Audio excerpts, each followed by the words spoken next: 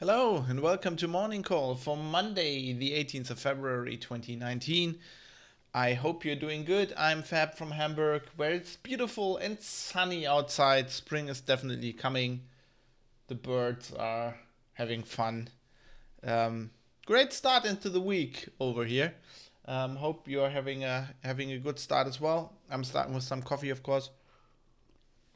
And let's get into the tech news. First of all, I was reporting a while ago on Google changing the way that plugins work in Chrome, which caused a huge outrage. I mean, they had significant reasons to do this, real reasons to protect users, but it turned out it would break pretty much all the ad blockers. And the biggest outrage was they talked about having a deal with AdBlock Plus, and they wouldn't break them, but they would break basically a lot of other ad blockers. And AdBlock Plus is a somewhat controversial ad blocker, shall we say. Anyway, Google has now said that they will change this plan. They will still work on this thing they call Manifest version 3, basically the API for the extensions, but they will change this plan, and they have detailed a way how basically you can declare rules and then block certain things for certain rules and stuff like that. I get the feeling it's not completely worked out yet, but the important thing is they have basically said that's we saw that this was a problem. We can't do it that way. We still want to protect users. We still want to do our thing, but we're going to do it differently. By the way, I have now installed an ad blocker as well in this browser that I'm using to show you the websites. Not because I don't want websites to earn money. As a writer, of course, myself, I make money off this as well. Ooh. Hi. Hello. Great to be able to watch the show later. Got a cheer there. Thank you, Galtaran. Awesome. Yes, I oh no, and a sub. Wow, this is Is it the first time you're watching live? That's cool. Yeah. Thank you for everything. Anyway, yes. So I as a writer, I make money off that myself. But they were I was having ads that I didn't want to show people. They were basically advertising Nazi shirts to me. I have no idea why, but Google for some reason thinks I'm a raving nationalist or something, and so I didn't want to subject you to that. So now I have installed an ad blocker too. Today seems to be a day where I'm recovering some older stories and bringing you updates. So I talked about a while ago, I talked about Nvidia having problems with their investors because they weren't making as much money. Hey, Bezawil. Good day down under. Nice that you're watching. I got a story for you later on. I put a story in that you sent me about Australia's government being hacked. Anyway, so Nvidia there were rumors that there was a class action lawsuit and that their investors were not happy with them because they basically invested very heavily into the crypto currency mining boom, and when that kind of fell apart, they're basically sitting on inventory. It seems like a lot of that was true because the register here, by the way, thanks to the Register for sponsoring the show. They're not really sponsoring the show, but I got a tip from the Register Inc. So anyway, thanks to the LREC down there. So their revenue is down. So this is fourth quarter, 2018. Their revenue is down for the first time in 5 years. Basically 24% down. It's still $2.21 billion, so can't really complain. But they are basically saying, so this is down to declining gaming card sales. So they had a 45% drop in gaming revenue. And then also because what they're calling, what the register is calling the gamble on crypto mining didn't pay off. So that's the thing where they hugely invested in that. And then basically when the crash happened, when the money you could make from mining in a lot of cryptocurrencies went down, it wasn't profitable to mine them anymore because of power and, expensive graphics cards. And they stopped selling these big cards, which they were hoping the mining boom would kind of establish a new leg for them to stand on, a new market they could sell these big cards into. I mean, we're talking like professional, like they're not gaming cards. We're talking like mathematics heavy, special cards that are usually the professional cards are very expensive. They used I don't know, in the rendering industry, for example, CGI and stuff like that. And they were hoping they could sell these also to crypto miners. It hasn't paid off. I think what we're seeing here with the gaming decline is basically, if you ask me, is Nvidia shooting themselves in the foot, because they had at first they had a problem in the gaming market because of the cryptocurrency miners, because before they were pushing these big professional cards, all these miners were buying gaming cards. And the gamers actually couldn't buy the gaming cards. They were actually out of stock everywhere for quite a while there. I think, end of 2017 into the middle of 2018 maybe. That was a huge problem. And then Nvidia also not doing themselves a favor by now like pushing out very expensive cards, like raising the prices. I mean, they still have cheaper cards, but like their flagship gamer cards have almost doubled in price over the last 2 years, maybe. So I feel like they're not doing themselves a favor with that. I mean, gamers are very, very, very famous for just buying any old expensive shit, basically. But it seems like they've overdone this a little bit. Although, 2.2 billion in revenue, I wouldn't. Is that revenue? I'm just. Revenue. It's 2.2 billion in revenue. I mean, you can't complain. You can't complain. You're raking in the money. Another story I was reporting on was this collection one. This collection of passwords out on the dark web. You could buy in those forums where you can buy this kind of stuff. And there were more collections, 2, 3, 4, and 5, whatever. Troy Hunt was one of the first, putting this into Have I Been Pawned, and then basically writing about the whole process, who broke the story. And all in all, this were 620 million records, and now there's 127 million more. So whoever is collecting these, I don't think this is these are the guys who broke into the servers. Usually these get used for like targeted attacks, account password combinations, and then later on they get used for all kinds of stuff, and then at the end they're sold in aggregate like this, very seldomly by the people who hacked the places in the first place. They just kind of aggregate this stuff and then sell it off. So this guy was selling those 602 million for $20,000 in Bitcoin, which if you break that down to single accounts, you see that one account isn't worth much anymore at this point. And these new password account login password combinations are from sites I don't even know. Ixijo.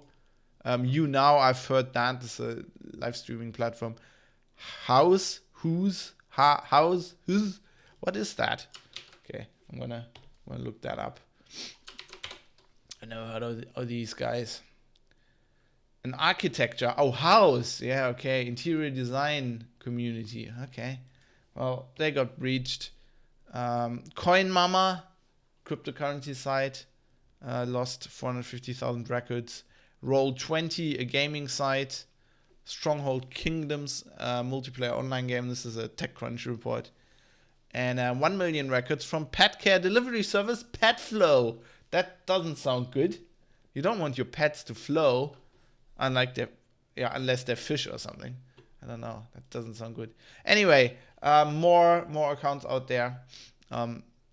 Something to be aware of. Now a story that I'd say our official Down Under correspondent, Basil Will, sent in to me via our Discord community, and I found this interesting. I'm, having spent quite a lot of time in Australia, I'm kind of interested, and it seems like the Australian government had something very similar that happened a few years ago to the German parliament, where they were hacked. The parliamentary network, so the special network in the parliament that the members of parliament used to do their computing, got broken into, and same thing seemed to have happened in Australia. This is somewhat breaking news. A sophisticated state actor, they're saying, broke into their network. They're saying it looks like China, but this is actually quite smart. They're actually not pointing the finger now like the Germans did back in the day, which is always a bad thing. You, like, a day later, you can't. I mean, this takes months. Attribution in these cases takes months, and even then it's often very, very flaky. They are saying it looks like Chinese. So they're saying whoever broke in there left traces that are usually identified with Chinese hackers. Although they are careful because they're saying it could be just another nation state just pretended to be Chinese or whatever. I don't even wholesale subscribe in these it has to be a nation state actor things, because these days, they're quite sophisticated, organized crime operations out there as well. Not that they would. I mean, it makes kind of sense that it was a nation state just based on this is the Australian government, the parliamentary system, and they have an election in May. Although they're saying this doesn't have anything to do with election tampering, but it could just be to undermine like the faith in democracy or whatever. But it could also just be like some mad people. We never know. Interesting story though, happens all over the world now. I mean, systems get hacked, and just to hammer home that point, my next story comes to us from the BSI, the Bundesamt für Sicherheit in der Informationstechnik, down there in Bonn-Bad Godesberg. They are the German government office that is responsible for response to hacker attacks against the state or against the infrastructure. Also big companies, like they're not responsible for private persons getting attacked, but like big business and critical infrastructure systems as well. And they were saying we have new laws in Germany for a while now that attacks on what is termed critical infrastructure have to be reported by these companies. I mean, we also have laws that big companies have to report hacker attacks, but like there are very, very onerous special rules if you are considered by the state to be critical infrastructure. This being power plants, water, public transport, telecommunication, the being part of the state, but also interesting. I mean, the finance sector is okay, but like insurance companies, and I think this is a very German thing. If you're not from Germany, you're probably not aware of this, or you haven't lived here. Germans are just infatuated with insurances. Like every German has like So if you'd lived in the UK, or let's say you'd lived in Australia, a typical German has about 4 times as many insurances as insurance policies as somebody in the UK would have. I mean, they insure you against anything here. I've never really understood this. I always thought people were like really overinsured, and then if you talk to people like, "What? You don't have insurance against that? My God, what happens when that happens? What happens when a meteorite hits?" And the funny thing is that most of these things is always like, if it actually happens, I mean, they're insurance companies. They have very interesting. I mean, they always have ways of weaseling themselves out of paying. I always found it hilarious. Anyway, a short rant about insurance companies over. By the way, I'm amazed nobody has commented about the mess I have back here in the studio. Just don't mind that, okay? I've got Marie Kondo coming over later, and we're gonna evaluate if all this crap still sparks joy for me. But anyway, so in Germany you have to report these things. When you're critical infrastructure and you get hacked, and they're saying now that in 2018, or basically they have a period. It's not. Of course, it's not the calendar year. It's like so in the period from the 1st of June 2017 to the 31st of May 2018. So it's like half a year rotated, whatever. It's like that. In that period, let's just call it the last year. They had 145 of these reports in the year, or in that reporting period before. It was only 34. So basically, these are rising. I find it amazing that it's only 145 reports. Like if you consider how many companies and organizations are there that have to by law report this, 145 isn't much, because you have to. I mean, it's critical infrastructure, and everybody goes, "Oh, cyber attacks are on the rise," but you have to know that this is like, they have to report anything. Like if they get phishing spam and somebody clicks on it, and then like 3 computers get infected with like a, I don't know, crypto Trojan, they have to report this. And so this isn't like nation states attacking them. I mean, I would have thought it would be a lot more than 145. Some people are still maybe not reporting it, even though they should. I don't know. From my experience writing about this stuff, companies getting attacked, which basically means DDoS attack against their web servers. Actually, their web servers getting owned, and just some random guy putting some malicious JavaScript on there to do like ad fraud somewhere, or just like random phishing emails getting clicked on. I mean, this happens all the time. I would have thought that would be a lot more. So to round the show out a bit today, I got some political news. I haven't so far talked about Article 13 on this show because it's not been passed. And even though there's been a lot of reporting, it's really a topic I don't really want to get into, because this is a news show, and to discuss that is oh god, I would need more time basically. So I kind of want to talk about this on a more long front show, maybe Geek News Radio at some point, which is a podcast I also do at sixgun.org. Check that out. Anyway, but I found this interesting. So in Germany, there were lots. I mean, everywhere in Europe, people are like basically outraged about this. This is the new copyright reform, and it's going to introduce something called upload filters, where basically a service provider will have to check that their users are not uploading copyrighted materials, which in theory will mean if you run a little community forum, you will have to check every avatar upload that somebody isn't using copyright material. And as you know, if you're on the internet, everybody uses copyrighted material for that, and it's really not bad. It's not hurting anybody. Nobody has problems with that. And you can't check that. I mean, you can't have algorithms. Then I know Google will probably provide a service to do that for you, and then everybody checks every upload through Google. Yeah, that's a great idea. Anyway, people are protesting this, and so the German EU members of parliament are kind of or members of the commission, basically, they are clueless about this.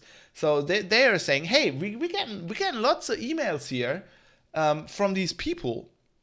And they're all saying they're against this. And we think, like, they were basically saying, this is like organized bot campaigns, right? We're getting spammed by bots. Now, in Cologne, so there's basically a YouTuber who organized, or like, somebody from that YouTube scene who organized a demonstration in 2 days. Took him 2 days, and there were more than 1,000 people demonstrating in front of the cathedral, and it's basically holding up signs saying, "We're not the bots. We're real people. Fuck you. Fuck CDU, who's one of the political parties in Germany, and the conservatives who've been pushing this and been saying this is all bots." And I kind of feel like it were 1,000 people because the weather was also really nice. But yeah, pretty interesting. So just to show you how clueless, I mean, this is a story on Heise, and just to show you how clueless these politicians are. So there's a German conservative politician who is part of this, who's saying, he tweeted, "Well, every second I get mails about this upload filter and Article 13, and I mean, I'll note that most of these are like wrong factually, but they are all coming from Gmail accounts." And he's got like a thinking smiley, like, "Hey, Google, I know that you're mad about this, but do you have to have these fake things?" Yeah, Crickle says the CDU is still busy printing out the internet. Yes, you can tell by this. I mean, he's like, all these are coming out from Gmail accounts. This is a fake thing by Google. Hello?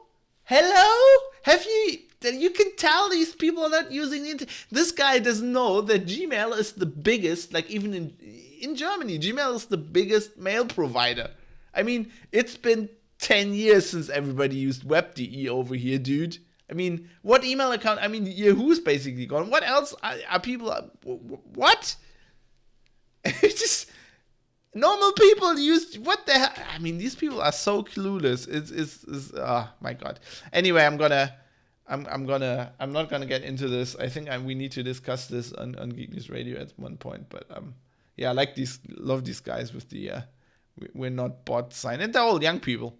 That's the other thing, There a lot of these are like YouTubers and people, and they're like, "Fuck your stupid rules of not, you don't understand the internet, but you want to regulate it."